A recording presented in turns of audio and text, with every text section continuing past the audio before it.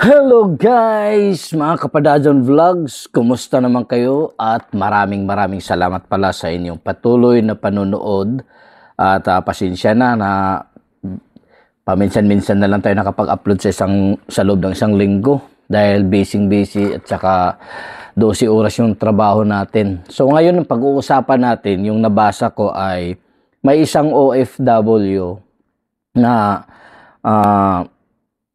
single mom, yung kanyang anak ay nakapagtapos. So sa kagustuhan niya na magiging proud din ang kanyang anak pagdating sa panahon na makapag-graduate yung kanyang anak. Ang nangyari kasi nung umuwi yung parents, hindi man lang yung magulang o yung ina ang umakyat doon sa stage, kundi yung kanyang girlfriend. So habang tinitingnan ng kanyang magulang ang kanyang anak na ang girlfriend, yun ang umakyat sa stage, parang dinurog o nadurog yung kanyang puso. Dahil hindi niya sukat akalain na ganun ang gagawin ng kanyang anak. Na akala niya magiging proud din ang kanyang anak sa kanyang mga magulang o sa kanyang magulang. So nakakalungkot ng isipin, no? Sa dinami-dami natin ng sakripisyo bilang OFW, lahat ginagawa na natin. Halos hindi na nga tayo umuwi kasi gusto natin ay mabigyan talaga ng magandang kinabukasan yung ating anak.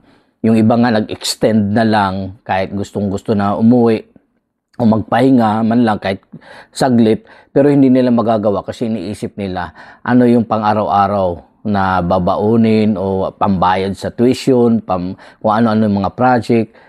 So, marami talagang mga kapwa natin OFW na mga magulang na nagsasakripisyo na lang, nagtiis na lang, na hindi kadalasan nararamdaman o na-appreciate ng mga anak. So, ito yung nakakalungkot na pangyayari doon sa isang magulang na talagang nandoon na yung saya umuwi siya para doon sa kanyang anak. Tapos yun din ang mangyayari. Ikaw mismo makasaksi, ikaw mismo makakaranas ng disappoint o doon sa hindi maganda na pinapakita ng kanyang anak. So marami doon nagko-comment, marami talagang nakaka-relate, maraming mga kababayan natin ng mga OFW na ang dami pala nakakaranas ng ganito na pagkatapos natin ng sakripisyo, ang dami na natin na ibigay, ang dami na nating pinagtitiisan na hirap.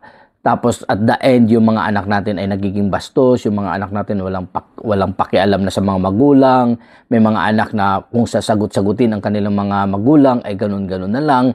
Tapos maraming pagsumbat, may mga naririnig tayo ng ganyan.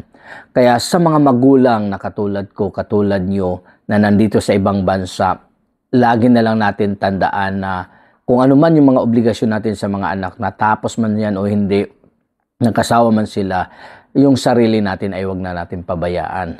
Kailangan handa tayo doon sa kung ano talaga ang mangyayari. Kasi kung the more na mag-expect tayo na doon sa ating mga anak, ay baka ma-disappoint tayo at matulad tayo dito sa ginang o dito sa magulang na to. Nakakalungkot at nakakadurog talaga. Ang daming umiiyak doon sa comment section na grabe yung ginawa ng anak na hindi man lang binigyan ng halaga yung sakripisyo ng magulang at nandyan na sa harapan niya ay hindi man lang yun ang inuuna. Okay lang naman yung mag-girlfriend, mag-boyfriend yung mga anak natin o mag-asawa ang mga anak natin. Pero sana sa mga anak, unahin nyo muna yung ano mararamdaman ng mga magulang. Kasi yun ang mga unang masaya sa mga naabot nyo. Mga magulang, hindi man obligasyon yun na suklian, hindi nyo man obligasyon na parang sila ang magiging ng buhay nyo, kundi kahit kunting panahon lang ma-appreciate nyo man lang o maano man niya lang, mabigyan nyo man lang ng magandang ngiti o masasabi natin na proud kayo at mapaparamdam nyo sa mga magulang nyo.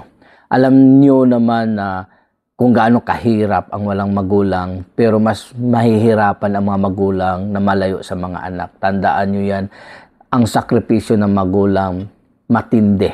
Ang mga pagtitiis, matindi. Kaya sana sa mga anak na nakikinig ngayon, na nanonood ngayon, sana unahin nyo man lang kung ano yung pakiramdam ng inyong mga magulang. Bigyan nyo man lang ng sapat na oras. Kung hindi nyo man maibigay ang luho o ano man yan, na hindi naman talaga kailangan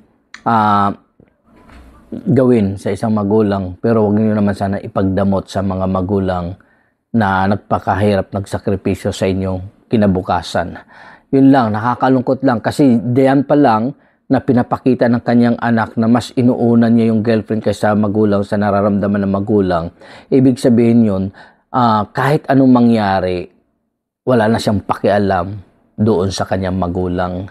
Masyado na siyang nabulag o nakafocus doon sa girlfriend niya. Pero hindi niya alam na yung magulang niya ay nasasaktan na ng gusto.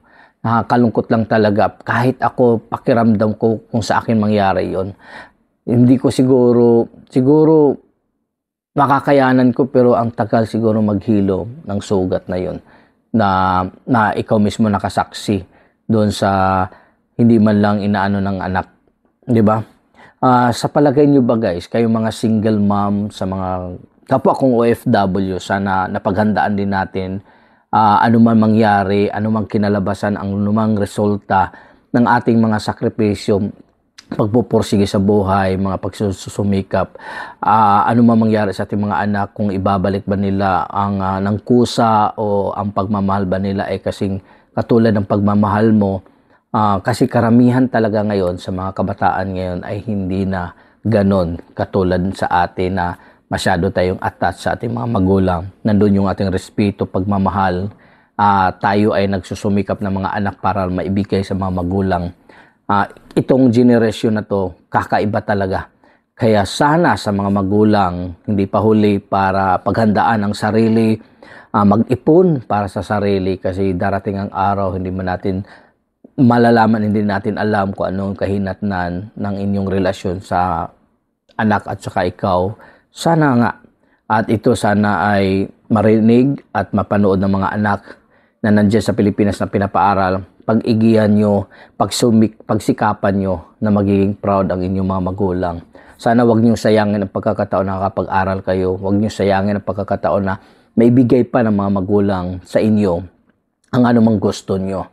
At sa mga nahihirapan dahil hindi nasuportahan ng mga magulang, ano lang talaga, laban lang sa buhay, ganun lang talaga. So ano ang inyong masasabi dito mga kababayan ko, mga single mom, mga single dad na nandyan na nagsasakripisyo sa iba't ibang panig ng mundo? Mag-comment lang kayo at maraming salamat sa inyong panonood. God bless, at please huwag kalimutan mag-subscribe, mag-like, mag-comment sa bawat video na inyong napapanood. Sana lagi tayo makapag-upload. Sana lagi tayo magkaroon ng videos kasi talagang busy sa ngayon. 12 oras yung trabaho ko dito sa aking sa ngayon. Pero isisingit ko talaga. Maraming salamat. God bless. Bye-bye.